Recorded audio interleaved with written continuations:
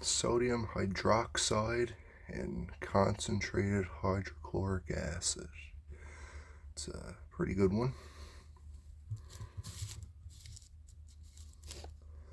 A little contaminated with CO2 because it's sodium carbonate a little bit. It absorbs CO2 from the atmosphere. But yeah, don't mix those two together.